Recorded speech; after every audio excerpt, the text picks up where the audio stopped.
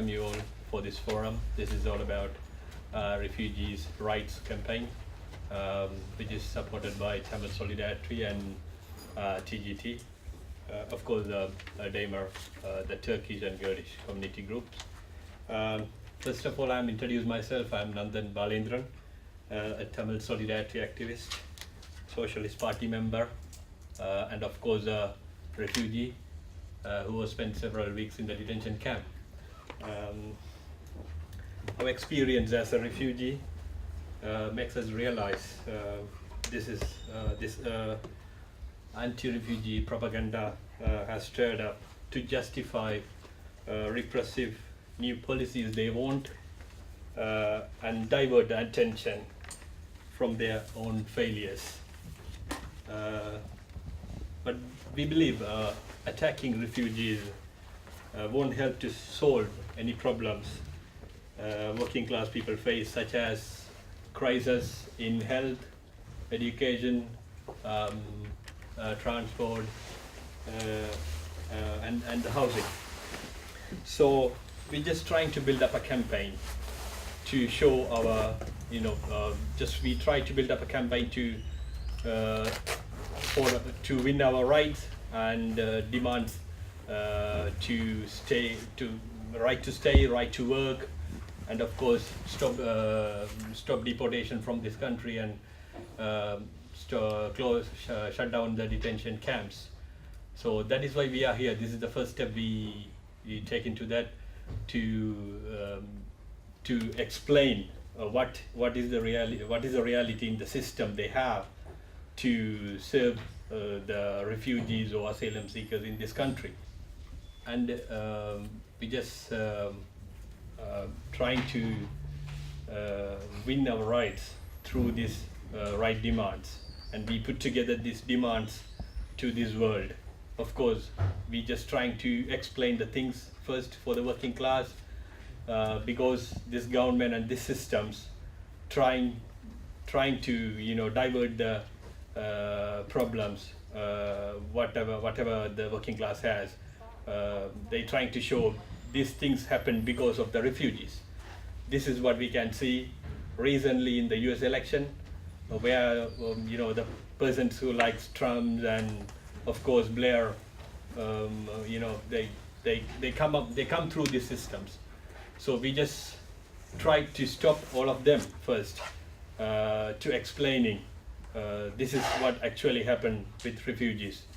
All of the people, most of the people, they believe refugees has a very luxurious life in here. Someone asked me the refugees getting £23,000 in a year. This is more than the pensioners has in this country. So, but which is not true actually. We just getting only £35 in a week. But it is subject to approval. It takes more than like 4 or 5 weeks. It's never easy to get any claims from this system. So we just we people like refugees realize first we have to fight to win our rights, because why we are here, we have done something in our country to fight to win our rights. We fight with our government. That's why we are here today. That's why we are in danger.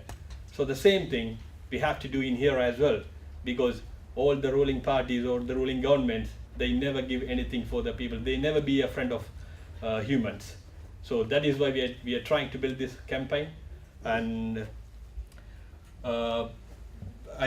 we have 3 speakers today to explain what we are going to achieve through this campaign and what are the demands we have. The first speaker, Bharati Subramaniam. She's NHF staff, Tamil Solidarity National Coordinating Committee member, and of course a Socialist Party member. I'm very pleased to welcome her. Thank you.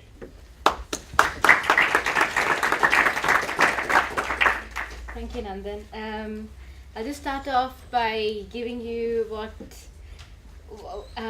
how refugees come about and why there's an anger on refugees and asylum seekers in this country. So recently, the Trump's presidential victory in the US and the Brexit vote they all seem to they're all pointing towards an anger that's against the establishment. But these events have and are only likely to be used by racist politicians to fuel further divisions and further divisions in society, and to result in attacks on ethnic minorities, and in particular on refugees. But this can't last. The fight back through the determination of the working masses will be put up. The demolition of the Calais refugee camp showed the hypocrisy of the establishment. They claim that the EU, with 510 million inhabitants and a GDP of 12.8 trillion pounds, is not able to take care of 10,000 refugees, but Lebanon, with 6 million inhabitants and a GDP of 54.1 billion pounds, hosts about 1.1 million refugees. Now, the gate to the European fortress in Britain is claimed to be closed, but on the other side, there was, as the right-wing media and the right-wing politicians unashamedly called it a jungle, and in that jungle, that Cameron said was a swarm of people waiting to get into Britain for a better life. But the reality of the camp itself it's far from true. The reality was that it homed about 9,000 people, with the numbers increasing, and it was no luxury like the right-wing media and the politicians depicted it to be. It's a mere wall of barbed wire all around the port. Residents lived in squalor, reliant on charity of ordinary people, and under the constant threat of eviction from the French authorities. By no means does this mean refugees will not try to get into Britain in the future. Let's be clear about the establishment's heartless, calculated plans to get shot of migrants. The EU is called for the withdrawal of the Mare Nostrum rescue operation in the Mediterranean, which resulted in thousands of children dying. And here in Britain, at the same time, recently, the Conservative MP, he called for dental health age tests so that we can identify the people who are trying to get in are genuinely children. I mean, how horrific is that? The building of the EU walls is a true image of the face of the establishment's hypocrisy.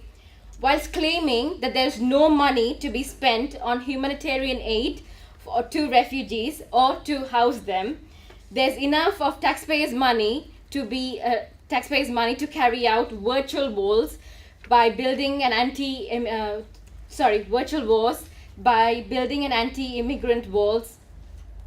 What kind of humanitarian act is this? The European Union itself it's no friend of refugees or the working masses. The EU has made a deal with the Turkish government for refugees from Turkey to be deported back. There is a history of deportation by the Foreign Minister Liam Fox, who's also a friend of Rajapaksa, who is a ex-Sri Lankan president and a warmonger who's responsible for the deaths of thousands of innocent Tamils.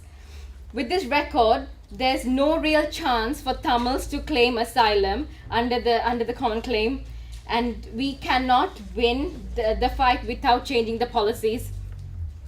Theresa May's speech in the United Nations this year is trying to blame the destitute migrants for eroding the support for refugees, was again a part of a cynical attack on the right to asylum. But these politicians' hypocrisy is just revolting. May, she had voted to invade Iraq and bomb Libya and Syria.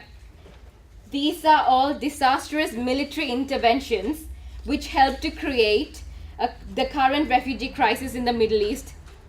But when faced with human consequences of the warmongering that she has supported, her solution is to slam the door shut, and while insisting the refugees should have stayed in the first safe country they came to, such as Greece, Italy, and Turkey.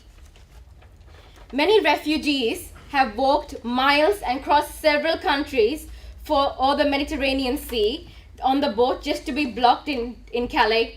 Many saw their neighbors, loved ones, or people who made the journey with them drown or die amongst risking their lives. Many of the countries that they are making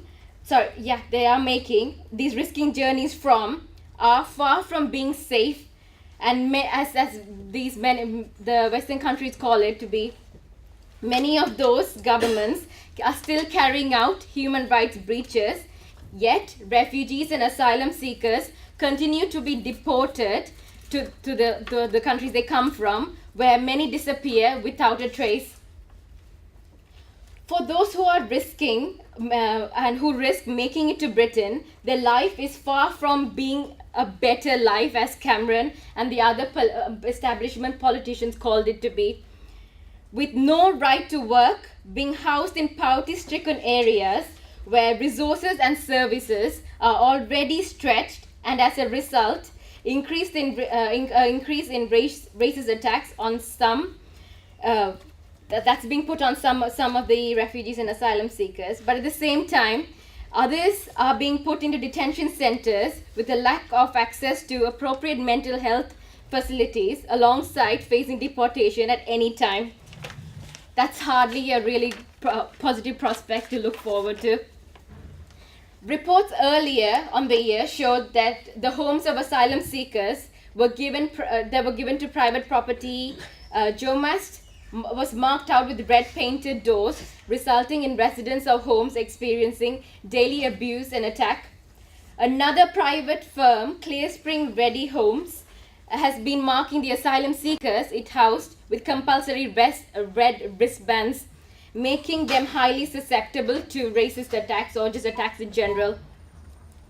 For those who are detained due to the various issues with asylum cases, the story is pretty shocking, with events that many of us can't even imagine taking place inside the closed walls.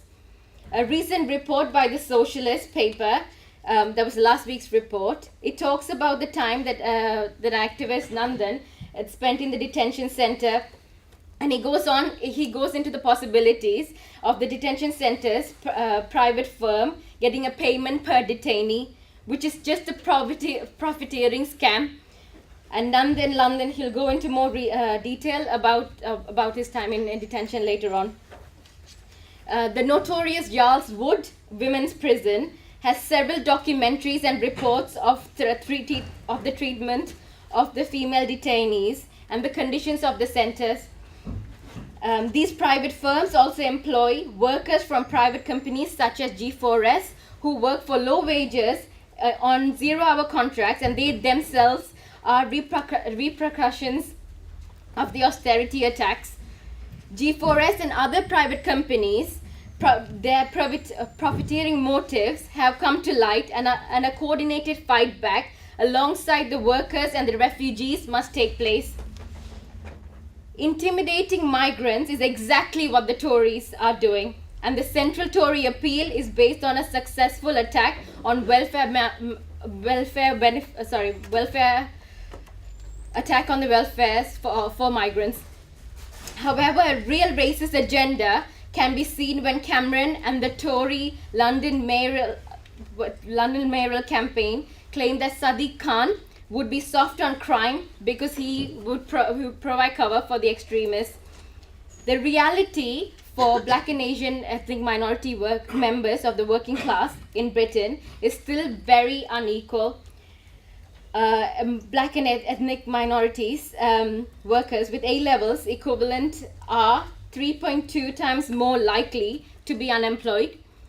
Estate agents routinely discriminate against black people looking for homes. A disproportionate number who, due to being in detention or after police contact by the use of force, tend to be of black or ethnic minority backgrounds of communities, and only 4% of the British Pakistani say that they're not worried about being harassed due to their race or religion. Due to the Tory austerity, there's been a 50% increase in the long-term unemployment of young black people since 2010. But the government is allowed to falsely lay blame for the austerity on migrants. Instead, this crisis-ridden system, the bankers and the millionaires are the real beneficiaries from this.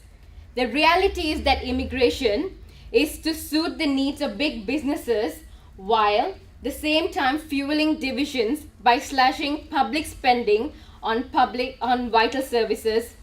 If no real fight back is offered, then the Tories will succeed in destroying our living standards. This system exists by fueling divisions and by pointing the finger at the vulnerable sections so that we can be exploited. In order for real change to come about, we must fight this exploiting system and for a socialist society, a fight that is united mass struggle built from the bottom.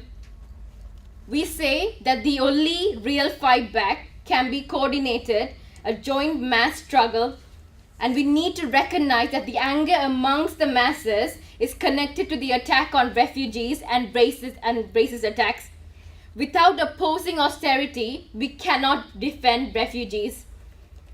Alongside calling for the right to work for all refugees, providing adequate medical help, including mental health facilities, stop treating refugees as criminals, ending the detention of refugees and closing down all detention centers, we call for jobs, homes and services and not racism. The fight back must be built with local people and local campaigners to demand our rights. Refugees, especially children, must be housed and helped, not vilified. But desperate acts such as this Sudanese refugee walking the Channel Tunnel due to fleeing the ethnic cleansing cannot be avoided.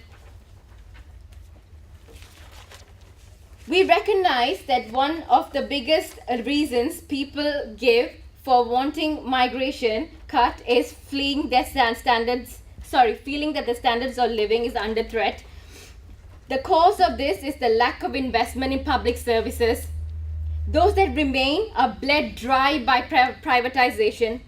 There's more competition for the housing, scarce public resources like GP appointments, reduction in school numbers, and a lack of jobs and no real increase in resources. Reduction of migration won't really help to divert more resources into healthcare. Instead, the government, which is bent on NHS privatization, is pushing a section to leave abroad in search of better conditions. It's important to reverse austerity and to invest in homes, jobs and services for all workers and not use the racist scapegoating so that it'll benefit just a few. The solution is a trade unions campaign against bosses, forcing competition between workers into a race to the bottom. A coordinated fight back against racism and austerity. So, for example, when we saw the teachers trade union fighting back against spying on school children in the name of counter-terrorism and Security Act, which would have only led to a result of increased surveillance on the state, on everyone. It would have not just been on those committing crime. We also saw what we saw with the junior doctors fighting back against the monstrous contract and a bigger fight back, and which turned into a bigger fight back against NHS privatization. So we say let's fight for equal pay conditions at a rate that all people can live on, migrant or not, and for an end to austerity. We fight for a socialist world free from war, terror and poverty, where people can move around freely and not be forced to flee. Thank you.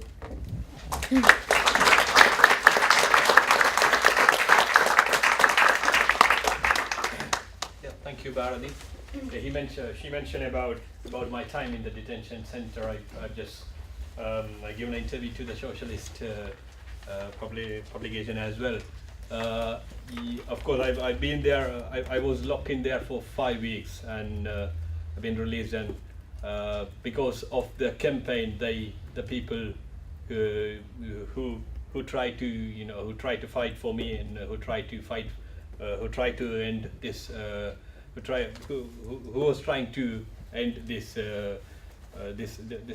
systematic error. Because when I was in there, they several times they trying to send me back. I keep telling them I have a problem and they don't care, because if no one is out there, I wouldn't be here today. And another thing is we don't have any rights to work, but if you work inside, they allow to work inside and they will pay you £1, which is ridiculous. I was thinking, am I in the UK or I'm somewhere else? Because if I come out, I can't work. The minimum wage is £6 or £7.20 or something like that now. But they encourage me to work in £1 inside, which they want. They want cheap labor. That is why they want from us. Whenever they don't want to, they want, just send them back. So these are the things I've just realized I have to fight to win everything in this world, not only here, but also anywhere in the world. So doesn't matter I was locked in, doesn't matter I was in outside. So that is why I'm here with them today. That is why I'm joined with the Socialist Party to win our ideas. As Bharati said, we have to win our rights through this system. And I'm going to introduce the next speaker, Madan Arandavanathan, who also the refugee. I think he spent more than me. I think he spent 5 months in 3 months in the detention camp, and he's a Tamil Solidarity member, and of course a committee member for the Refugee Rights campaign. Welcome in.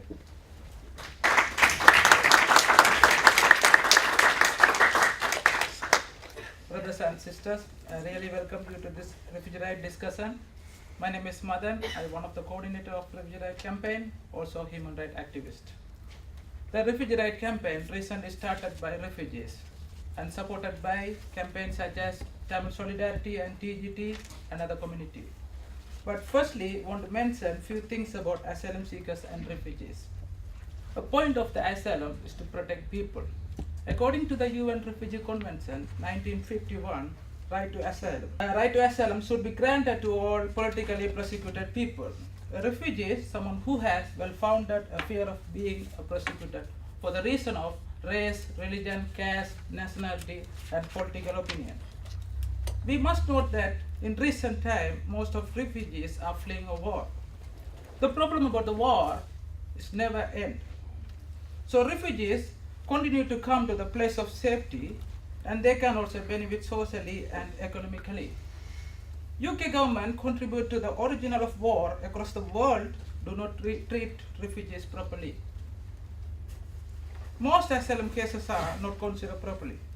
They get refused by the Home Office instantly without giving full opportunity for asylum seeker express their difficulties.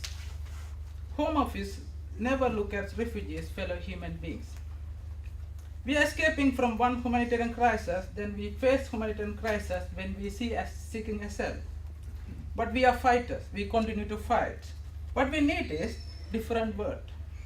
Better, peaceful world with the fundamental rights allowed. In relation to refugees, we demand right to stay with equal justice. We are refugees, we standing for fundamental rights. We started this campaign 3 months ago, and we have done one demonstration this year in London. We also set up the campaign to connect with other communities as well. We understand that refugees should not be pressured to working people in Britain.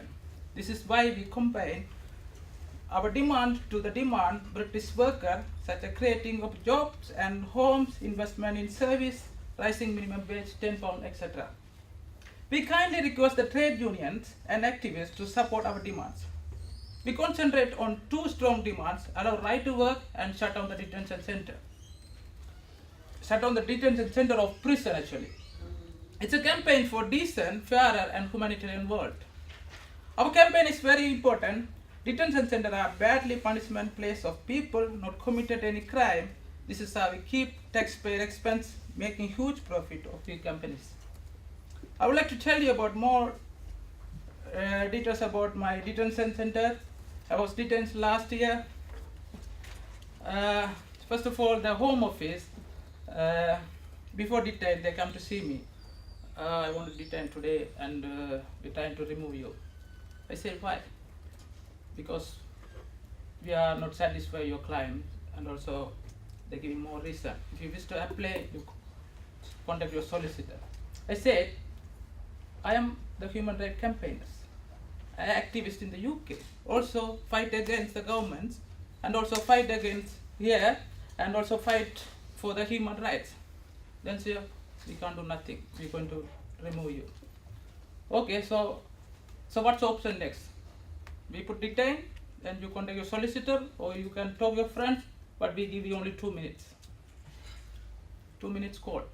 So how do I contact solicitor? 2 minutes. How do I contact my family? How do I contact to my friends? So this is the absolutely ridiculous system. So after that, they kept me in the detention center. Home Office come to see me, and they said, Mother, you're welcome here, and you are allowed to work. I'm really surprised. Outside you are not allowed me work, but inside you are allowed to work. Then asked, okay, more details the prison officer will tell you. The prison officer coming and see me, they said, Mother, welcome to the detention center. You are allowed to work here. What job you like? Painting, gardening, office, whatever. I said, wow, it's great. How much the pay? £1 per hour. It's really shame. Then some people, they don't know what to do because they need money to buy food or buy phone card. Then, so if people doesn't know the work, they will teach you how to paint, how to work. Everything done, the painter done job, 3 rooms very done. Then the guy asking for wages. Here you go, £5 per day, you done your job. So they cuts £150 for that job, they will give you £5. So this is absolutely ridiculous system. Then if I buy the phone card, so I need to work whole day. If I buy the can of Coca-Cola, they will pay you £1, so I need to work 1 hour. This is absolutely ridiculous. So finally, the Tamil Solidarity continue to the petition sign to release me, and they keep me in 3 months. Then after they release me, so they said, Mother, we're going to release you temporary, so you can appeal against this decision. And the Home Office asked me, Mother, come here. Today your release day. Don't forget you are not allowed to work. This is the system. When you come in the detention, you are allowed to work. If you are out, not work. But in detention, £1 per hour. Desperate people and desperate situation. We are here because we care. We are here because we believe in people. What we need is peaceful world. Doesn't matter where we all come from. Doesn't matter what situation you are in. All fundamental rights are safe. We have to struggle and fight to win it and keep it. Finally, this campaign about standing together, defending rights of all, refugees and all workers. Our campaign linked to fight against racism, fight against austerity, fight against oppressing system. Let's come together, create better world for all of us. Thank you very much.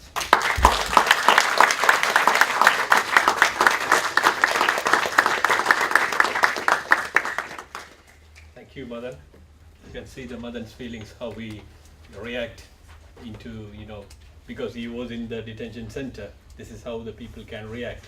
But it's very rare you find the people like that, because I was there in 5 weeks. I've seen every day everyone try to commit suicide somehow. So because it is, if you want to kill yourself also, you can't do that easily. That's what they have. And another thing is they lock the door in the night, like 8:30. They will open it 8 o'clock. It's nothing, because I have a question about the doors there. If it is in case of emergency, how they going to open?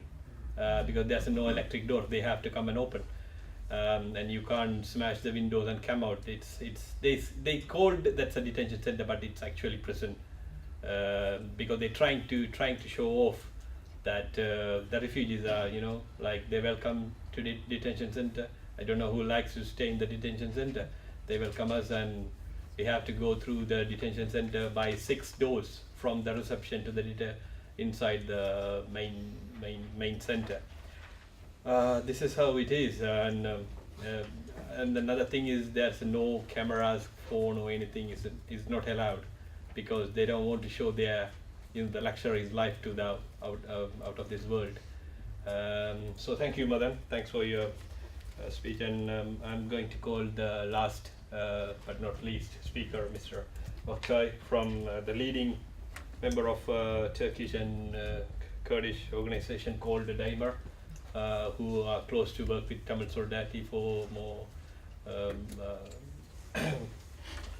for the campaign. So we just asked them to support our demands for the refugee rights, where they also have a big issues in the refugee crisis in Turkey, and so I just warmly welcome to speak. Thank you.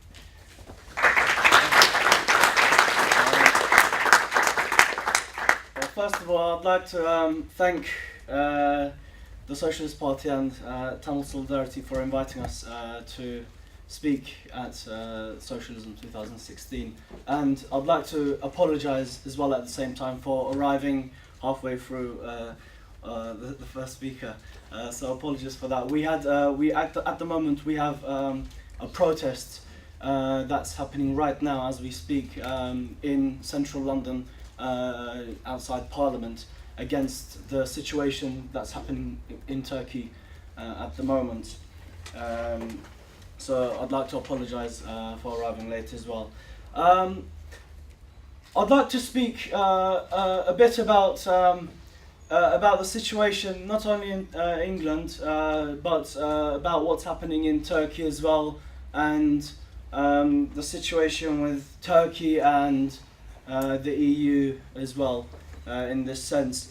But before I do that, I suppose the refugee crisis, it sort of came to the surface of the water once again with the Calais crisis and the Syrian war and the Iraq war, which reignited this again once more. The Calais crisis, I think, in England became a really hot issue when the situation of those people living there was put into the media, was shown on social media as well, and people actually reacted to this. And in England, there was a really strong sentiment towards this to help the people there, the refugees that wanted to come here and who wanted to escape the wars in their own countries and to take refuge in at least somewhat better conditions than their home countries. As Daimar, we also took part in these campaigns. I think 3 or 4 times. We sent trucks as well. We went along with lots of other community groups and the Socialist Party as well to take aid to Calais and to support them as well. So and there was a really strong sentiment in our community as well to sort of send as much food and clothing as possible, and sending a truckload of goods was really surprising, and it brings some sort of sympathy to of solidarity as well in the community. I suppose the situation of Calais cannot be talked about without discussing the situation of Europe as a whole, and of course, as the first speaker mentioned, the dirty deals with Turkey, which I'm from as well. Now, European countries, including UK as well, every single one of these countries will tell you how much of a democracy they are. UK, France, Germany, and all the rest. They cry out that they are the promoters of democracy, that they are the fundamental guards of human rights, etc., etc. And even one article was mentioned just a moment ago. But in the face of this, they also go around blocking every single migrant that tries to get in here. Now, for the past 20 odd years or so, I suppose the Western countries were taking in refugees to an extent, perhaps for the needs of big business primarily, if we can interpret it in that way. But now the situation is a lot more different, and there is a lot more hard talk on these refugees, not those just in Calais, but perhaps all those around Europe and the surrounding areas, geographies as well. Now, the latest deal done with Turkey, I suppose, is the clear expression of the two-faced politics of these European countries. And I suppose we can say that it amounts to something like this. If you're drowning in the waters like Alan Kurdi, that young little boy who drowned on those days, the borders are open for you. If you're able to make it to Calais, the borders are closed for you. This is what it amounts to. So you could see the two-faced politics that's happening around there in this thing. Now, in this deal, with regret, of course, Turkey does have the upper hand in this deal. It's using it now against Europe to carry out its operations in its own territories and in Syria also. It talks about how great it is that it's accepting Syrian refugees, how benevolent it is and whatnot.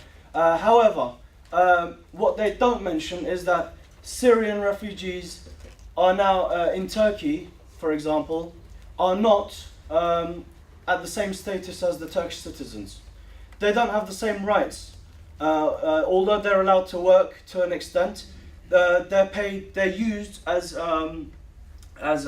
scapegoats to drive down the wage. And their work, I mean, even Syrian children are now working at something like 50 liras, which accounts to about 20 pence or something an hour. So these are the sort of conditions that refugees there are living under. And the billions of pounds that EU provided to Turkey to open up camps, to provide better conditions and whatnot, is a fallacy, I would say. And as we can see there also, the conditions of the camps is no different to the conditions that was in the jungle of Calais. So whatever the Turkish government is saying there, it's again a two-faced politics that the EU countries also promote as well. Now, especially with what's all been happening recently, or let's put it this way, especially since this new world order, which they imposed upon all the peoples of the world to promote a better equality, to a more peaceful world, a world in which there'll be no wars. And not 10 years had passed, and wars started in Syria, Iraq, the Gulf, whatever, and Libya also, and on all these countries. Now, what we're going through now, I would say, especially with those with the likes of Trump and Erdogan in Turkey, is that this is now a world of disorder. The capitalists are unable to maintain what they had been trying to maintain in the first place, or what they tried to make us believe. Now, I suppose we have entered a new stage of the situation where things are more out in the open. They're unable to hide their two-faced politics now. They're unable to make us believe that this is a real democracy in which they seem to be promoting. And perhaps now this is not a war against the English against the Iraqis, or the French against the Polish, or this against that. It's not a case of wars as such as that, but it's a class war that is now more and more openly visible. And of course, we are going to take sides on this matter as well. We take sides on the side of the working class. Now, this working class now has a more fundamental role to play and a more heavy responsibility that it must take upon itself, and put aside all forms of ethnic differences, religious differences, language differences, and all this, and then say to ourselves that we have certain fundamental rights, as our speaker mentioned also, and that this is what we must be standing up for. And unless we stand up for, we will continue to stand up for against the deportation in this country, continue to support the refugees in this country, but we must also continue to struggle with those who fight the AKP government, the Turkish government, who continues to play around with the refugees' lives back in Turkey, and uses it as a way of threatening the other countries here also. So, I mean, as a final message, this shows that we have to struggle more in solidarity and stand in solidarity with each other more, because supporting the people of Turkey and the other peoples around the world also means to support our struggle in England also against the Tory government. Of course, again, this is not all these things that are happening right now in England, in America, in Turkey, etc. It's not about one crazy individual's desire going crazy and saying he wants to be racist and he will impose politics of racism and hate, whatever, around the country. But it's a systematic thing that's happening right before us, and these guys are just the face of it. And we said for 5 years that Cameron must go, and he's gone. Now what? The situation is still the same, if not worse. We can't continue to say, May must go, but capitalism itself must go, and we must demand a more equal society. So I'd like to leave it there and continue, hope that we build a much more stronger base to fight around.